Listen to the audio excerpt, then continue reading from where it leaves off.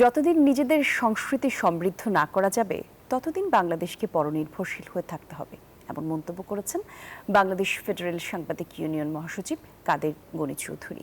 শনিবার বিকেলে প্রেস ক্লাবে এক আলোচনা সভায় এসব মন্তব্য করেছেন তিনি। বলেন, আকাশ সংস্কৃতি মোকাবেলা করতে হলে নিজেদের সংস্কৃতিকে সমৃদ্ধ করতে হবে।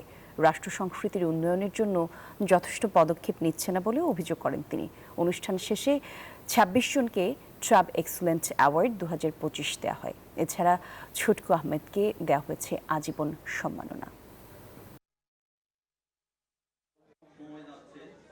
সমৃদ্ধ সংস্কৃতি ছাড়া কোনো জাতি টিকে থাকতে পারে না।